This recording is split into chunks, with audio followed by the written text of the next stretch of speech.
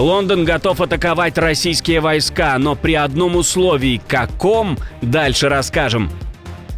Тишина, секреты и пробитый потолок. Что на самом деле упало на дом в Польше на Люблинщине и почему прокуратура не спешит раскрывать эту информацию.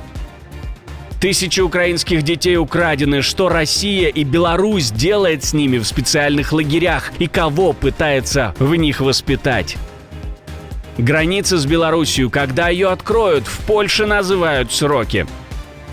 Жесткий провал пропаганды. В эфире случайно выдали реальный уровень поддержки так называемой СВО россиянами. Об этих и других самых главных событиях утро среды 17 сентября. Самые важные и срочные новости, эксклюзивные подробности. Вы смотрите информационный выпуск «Нехта». Оперативно о событиях в России, Беларуси, Украине и мире. Раньше и понятнее других. Все, что нужно знать сегодня.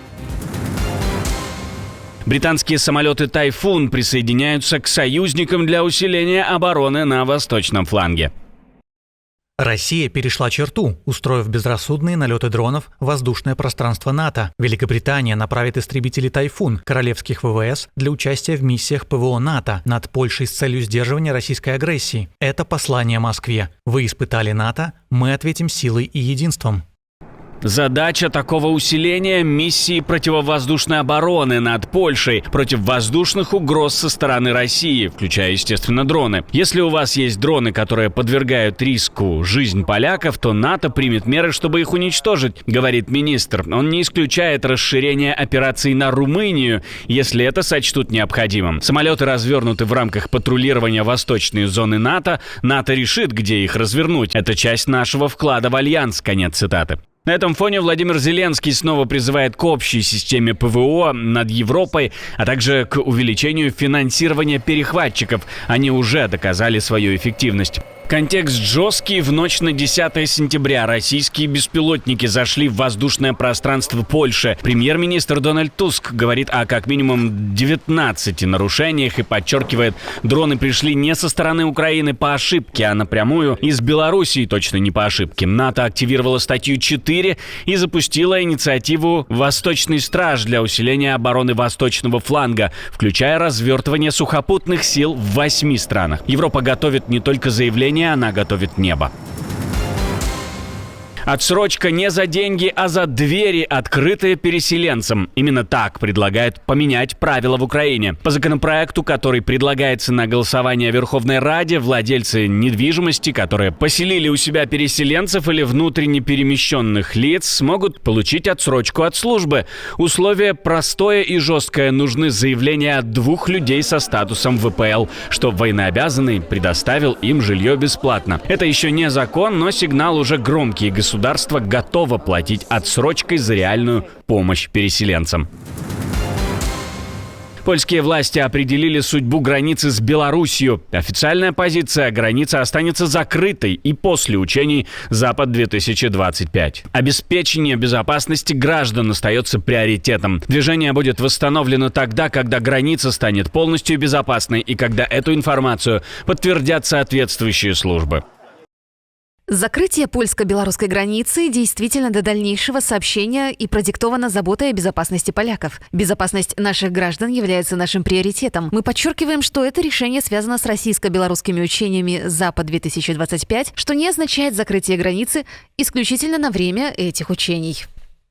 Власти заявляют, что осознают тот факт, что приостановка пограничного движения – это вызов для перевозчиков, которым приходится использовать, например, пограничные переходы в Литве для выполнения перевозок. Убытки будут оценены тогда, когда станет ясно, как долго граница останется закрытой. После этого министерства смогут подготовить соответствующие расчеты. На их основе правительство будет принимать решения о возможной государственной поддержке отдельных отраслей промышленности. На юго-востоке Эстонии начали строительство 40-километрового противотанкового рва. Это часть укреплений Балтийской оборонительной зоны. Об этом сообщил телеканал ИРР со ссылкой на Генштаб сил обороны страны. По словам представителя Генштаба Айвара Афанасьева, ров дополнит уже соответствующие природные преграды – речку Нарва и Чудское озеро. В болотистой местности ров рыть не будут, техника там все равно не пройдет. Работы стартовали в июле 2025 года. К 2027 году Эстония планирует также построить около 600 бункеров вдоль границы. А в России все еще удивляются, почему страны, соседи так к ним относятся, обвиняют в каких-то нападениях. В Польше дроны прилетели. А откуда они прилетели? С Украины прилетели. Прилетели незаряженные все. Почему? Потому что провокация. На большее духу не хватило тех, кто делал эту провокацию. Но при этом сейчас привели в состояние боевой готовности. И опять начались разговоры о том, что Россия, видите ли, хочет их завоевать. Кому они нужны? Никогда Россия не начинала войну. Мы всегда защищались. Прокуратура прячет детали под грифом и называет это неопознанным летающим объектом. Минобороны молчит, во всяком случае пока. Но Речь Посполитая, издание со ссылкой на свои источники, утверждает, в дом ударила ракета, выпущенная польским F-16 по летевшему дрону. У боеприпаса якобы отказала система наведения. Фон беспрецедентный. В ночь атаки российские дроны многократно нарушили польское воздушное пространство.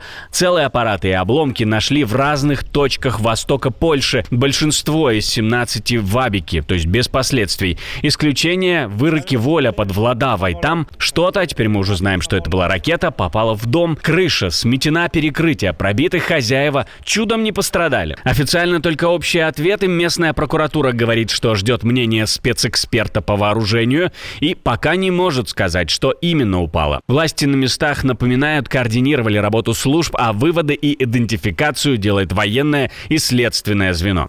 Разгадка у экспертов, но интрига уже на поверхности. Это был дрон, его обломки или все-таки собственная ракета, сорвавшая перехват? Ответ на этот вопрос теперь важнее любых формулировок.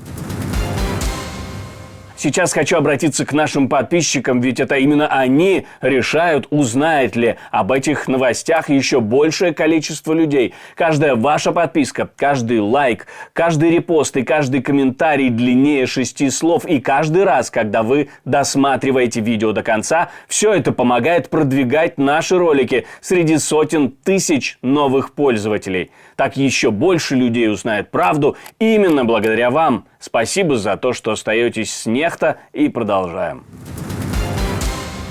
Россия использует 210 объектов, включая лагеря и военные базы для похищения, перевоспитания и милитаризации украинских детей с оккупированных территорий. Установили это исследователи Ельского университета. В детском центре «Смена» в Краснодарском крае дети участвовали в сборке дронов, миноискателей и зарядных устройств для оружия. Программы включают военную подготовку, огневую подготовку и патриотическое воспитание. В подмосковном центре «Юный патриот», также подконтрольном управделами президента РФ, детей из так называемой ЛНР обучают во взводах, в бронежилетах с муляжами оружия. Власти так называемой ЛНР не скрывают, речь идет о военно-спортивных сменах. США готовят законопроект о признании России и Беларуси спонсорами терроризма, если те не вернут более 19 тысяч похищенных детей.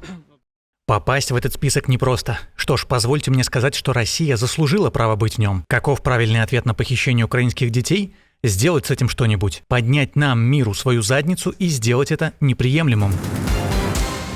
Лукашенко все отработал. Белорусский генштаб отчитался о развертывании новейшей ракетной системы «Орешник», но ни фото, ни видео так и не показал. Громкие слова есть, доказательств нет, и это только усиливает подозрения. Но главное, что у Лукашенко нет никаких сомнений.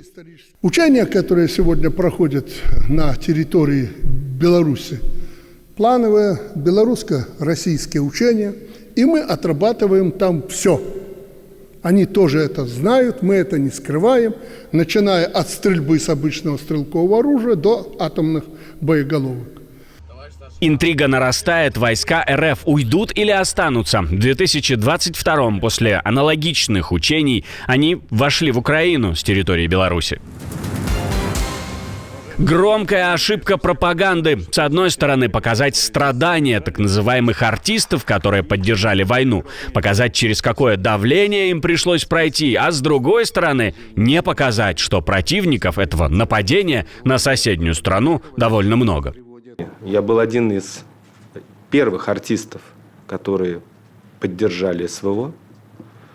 Я столкнулся с огромным количеством угроз. Третировали мою мать. Угрожение около 280 тысяч проклятий. Не надо всех, знаете, на амбразуру кидать. Для этого, да, есть наши выдающиеся, уникальные, великие воины, которые идут, и у них в крови воевать, защищать нашу страну. Конечно, никого не надо заставлять воевать. Все сами идут защищать Баскова.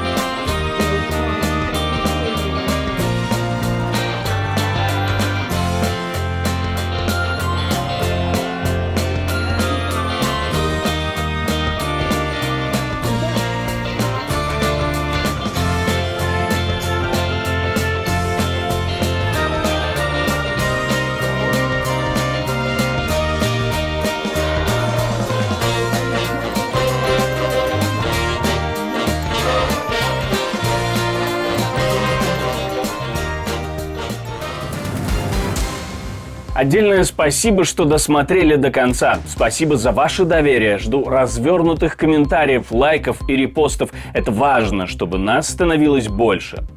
На этом пока все. До новых встреч и хороших вам новостей.